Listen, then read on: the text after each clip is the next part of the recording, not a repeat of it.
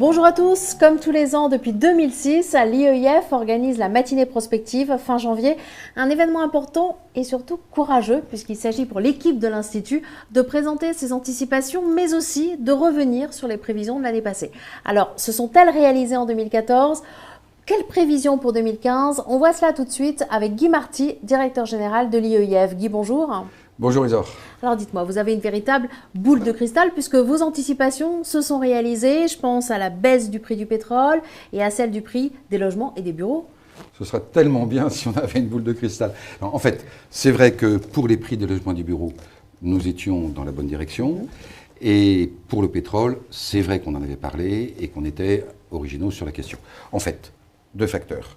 Premier facteur, j'ai toujours été impressionné par l'alerte ou la phrase, on va dire, du cheikh Yamani, qui était un ministre important d'Arabie Saoudite pendant des années, et qui avait dit « l'âge de pierre ne s'est pas arrêté à cause du manque de pierre.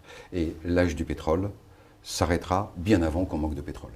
Ce qui me paraît frapper au coin du bon sens. Et l'autre facteur, c'est que d'abord, il y a, et c'est ce qu'on a dit l'an dernier, une technologie qui augmente en productivité et qui va mordre en productivité sur l'économie, et que de l'autre, les États-Unis, depuis quelques années, ont fait d'énormes investissements en production de pétrole, et nous avons parlé d'un rendez-vous en 2015 pour ces deux tendances, c'est-à-dire plus de productivité par la technologie et baisse des prix du pétrole.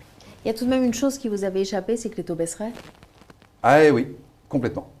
Ce qui explique d'ailleurs la déviation de nos prévisions, c'est-à-dire que pour les prix, si on prend les prix du logement par exemple, on les avait prévus en baisse un peu plus forte que la baisse réelle qui a eu lieu, parce que la baisse des taux a redonné du pouvoir d'achat aux ménages par le crédit. De même, dans les loyers des bureaux, la référence du taux d'intérêt a amorti la baisse des loyers. Eh oui, ça arrive. Et maintenant, qu'est-ce que vous attendez pour 2015 ? Ah ben, faut venir. Mais encore, donnez-nous un petit aperçu au moins. Alors, on va surtout insister, si vous voulez, sur le phénomène de mémoire de marché qui nous semble dominant aujourd'hui. C'est-à-dire ? La mémoire de marché, c'est que, vous voyez, par exemple, quand les prix du logement montent pendant quelques années, pendant des années ensuite, les particuliers gardent à l'esprit le fait qu'il faut acheter un appartement, il faut acheter une maison, etc., etc. De même en bourse. Quand la bourse monte, pendant très longtemps, on garde le sens de la bourse, si vous voulez. Et quand elle baisse, c'est pareil. Et aujourd'hui, on vient quand même d'une crise très longue et très lourde qui fait qu'on a dans la tête, on a tout un tas de choses qui déforment dans le pessimisme et on ne voit pas forcément les facteurs objectifs, réels, positifs. Par exemple, 2015. Vous avez le pétrole moins cher. Je suis désolé. Quand il était à 100 $, on disait, avec un pétrole à 100 $, c'est normal, les économies sont handicapées. Bon, la baisse du pétrole est une bonne nouvelle. L'euro.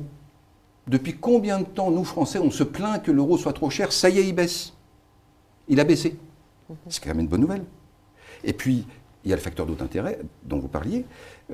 Ces taux restant très faibles restent favorables. Et enfin, la croissance de productivité par la technologie, cette nouvelle vague, est aussi un bon facteur. Alors, ça fait quand même beaucoup de bonnes nouvelles, même si je sais que, par ailleurs, il y a toujours un risque politique. Je ne ferai aucun pari sur l'intelligence ou la stupidité de hommes politiques, et d'ailleurs, quel que soit le pays, ou quelle que soit la zone. On sait très bien que les questions d'emploi sont extrêmement difficiles dans les économies d'aujourd'hui. Donc, je ne dis pas que tout est beau, je dis simplement, faisons la part des choses, et surtout, faisons l'effort de bien écarter l'ambiance qui peut déformer la vision.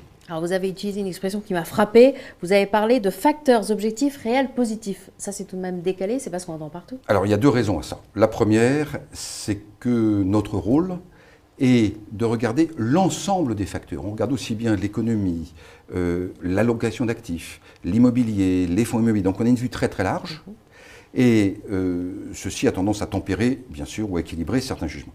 Et l'autre point, et là, on assume complètement, parce que c'est notre rôle, et on l'a toujours fait, si vous voulez, c'est que nous, on parle à des acteurs. Donc, on se doit d'être concret et d'aborder, et de plutôt leur présenter, si vous voulez, des éclairages, des clés de lecture, même par rapport à l'information économique d'aujourd'hui. Et de voir exactement ce qui est en train de se passer. Guy, merci. Eh bien, merci. Quant à vous, je vous remercie de nous avoir suivis.